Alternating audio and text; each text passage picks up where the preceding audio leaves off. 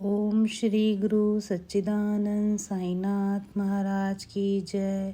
सभी साई भक्तजनों को मेरा बहुत ही प्यार भरा नमस्कार। आशा करती हूँ मेरे द्वारा सुनाई गई साई कथा आपको पसंद आए। अगर पसंद आए तो प्लीज़ लाइक और सब्सक्राइब ज़रूर करिए। इससे मेरा मनोबल बढ़ेगा और आगे ही ऐसे दूसरी कथाएं सुनाने का मुझे प्रोत्साहन मिलेगा। अध्याय 39 को प्रारंभ करते हैं। किसी को स्वप्न में भी ज्ञात न था कि बाबा संस्कृत के भी ज्ञाता थे। इस विषय की प्रथम सूचना नाना साहेब चांदोरकर से प्राप्त हुई। इसके लिए उनका कथन नीचे उद्धृत दिया गया है कि नाना साहेब चांदोरकर वेदांत के विद्वान विद्यार्थियों में से एक थे। उन्होंने अनेक टीकाओं के साथ गीता का अध्ययन भी किया था तथा उन्हें अपने इस ज्ञान का अहंकार भी था। उनका मत था कि बाबा संस्कृत भाषा से सर्वथा अनभिज्ञ हैं। इसलिए बाबा ने उनके इस भ्रम का निवारण करने का विचार किया।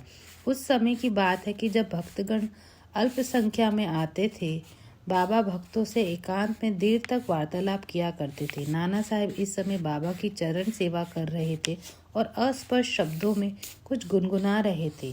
बाबा ने कहा, नाना तुम धीरे धीरे क्या कर रहे हो? तो नाना ने कहा, मैं गीता के एक श्लोक का पठन कर रहा हूँ। कौन सा है वह श्लोक? ये भगवत गीता का एक श्लोक है, जरा उसे उच्च स्वर में कहो। तब नाना ने भगवत गीता के 4 अध्याय के 34वां श्लोक कहने लगे। त्वदिति प्रणिपातेन परिप्रश्न सेवाया उपदेशयन्ति ते ज्ञानम ज्ञानिनस्त तत्वदर्शिनः। नाना, क्या तुम्हें इसका अर्थ विदित है? जी महाराज, यदि विदित है तो मुझे भी सुनाओ।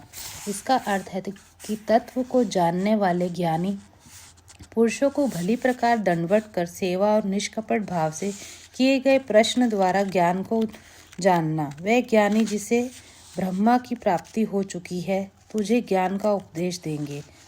बाबा, नाना, मैं इस प्रकार का संकुल भावार्थ नहीं चाहता। मुझे तो प्रत्येक शब्द और उसका भाषा तरित उच्चारण करते हुए व्याकरण समस्त अर्थ समझाओ। अब नाना एक एक शब्द का अर्थ समझाने लगे। नाना, क्या केवल साष्टांग नमस्कार करना ही पर्याप्त है? नमस्कार करने के अतिरिक्त प्रणिपात का कोई दूसरा अर्थ नहीं है? परिप्रश्न का क्या अर्थ है? प्रश्न पूछना। प्रश्न का क्या अर्थ है? वही प्रश्न पूछना। यदि परिप्रश्न और प्रश्न दोनों का अर्थ एक ही है तो फिर व्यास ने परि उपसर्ग का प्रयोग क्यों किया? मुझे तो परिप्रश्न का अन्य अर्थ विदित नहीं है। सेवा या किस प्रकार की सेवा का आशय है? वही तो जो हम लोग सदा आपकी करते रहते हैं। क्या यह सेवा पर्याप्त है? और उससे अधिक सेवा का कोई विशिष्ट अर्थ मुझे ज्ञात नहीं। दूसरी पंक्ति में उपदेशयन्ति ते ज्ञानम में क्या तुम ज्ञान शब्द के स्थान पर दूसरे शब्द का प्रयोग इसका अर्थ कह सकते हो? नाना, जी हाँ। कौन सा शब्द? अज्ञानम। तो बाबा ने कहा कि ज्ञानम के बजाय उस शब्द को जोड़कर क्या इस श्लोक का अर्थ निकलता है? जी नहीं, शांकर भाष्य में इस प्रकार की कोई व्याख्या नहीं है। फिर बाबा ने बोला, नहीं है तो क्या हुआ? यदि अज्ञान शब्द के प्रयोग से कोई उत्तम अर्थ निकल सकता है तो उसमें क्या आपत्ति है? नाना, मैं नहीं जानता उसमें अज्ञान शब्द किस प्रकार प्रयोग होगा। बाबा, कृष्ण ने अर्जुन को क्यों ज्ञानियों और तत्वदर्शियों को नमस्कार करने और उनके प्रश्न पूछने और सेवा करने का उपदेश दिया था? क्या स्वयं कृष्ण तत्वदर्शी नहीं थे? वस्तुतः स्वयं ज्ञान स्वरूप थे। जी हाँ, वह ज्ञान अवतार थे, परंतु मुझे यह समझ नहीं आता कि उन्होंने अर्जुन से अन्य ज्ञानियों के लिए क्यों कहा। तब बाबा ने कहा, क्या तुम्हारी समझ में नहीं आया? अब नाना हतप्रत हो गए, उनका घमंड चूर हो गया। तब बाबा स्वयं इस प्रकार अर्थ समझाने लगे।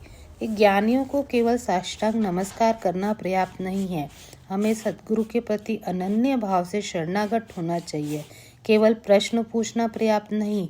किसी को प्रवृत्ति या पाखंड या वाक्य जाल में फांसने या कोई त्रुटि निकालने की भावना से प्रेरित होकर प्रश्न नहीं करना चाहिए, वरन प्रश्न उत्सुकता पूर्वक केवल मोक्ष या आध्यात्मिक पद पर उन्नति प्राप्त करने की भावना से ही प्रेरित होकर करना चाहिए। मैं तो सेवा करने या अस्वीकार करने में पूर्ण स्वतंत्र हूँ। जो ऐसी भावना से कार्य करता है वह सेवा नहीं कही जा सकती, उसे अनुभव करना चाहिए। मुझे अपने शरीर पर कोई अधिकार नहीं है। इस शरीर पर तो गुरु का ही अधिकार है और केवल उनकी सेवा के निमित्त ही विद्यमान है। इस प्रकार आचरण करने से तुम्हें सद्गुरु ज्ञान प्राप्त हो जाएगा, जैसा कि पूर्व श्लोक में बतलाया गया है।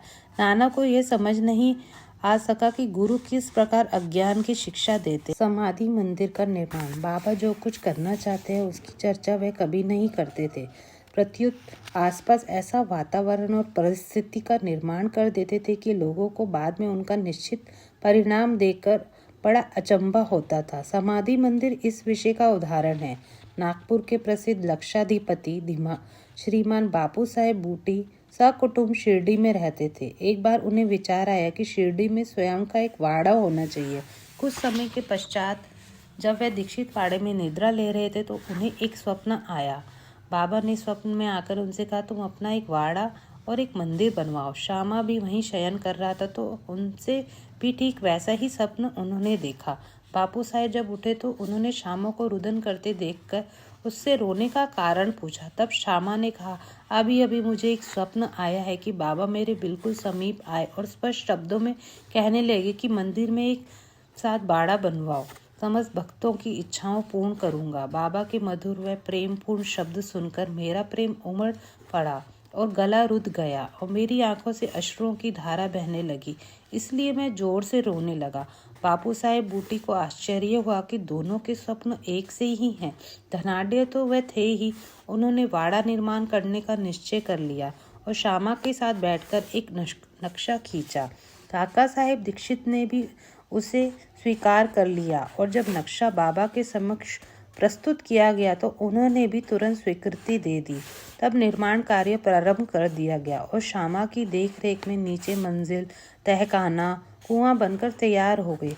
बाबा भी लैंडी को आते जाते समय परामर्श दे दिया करते थे।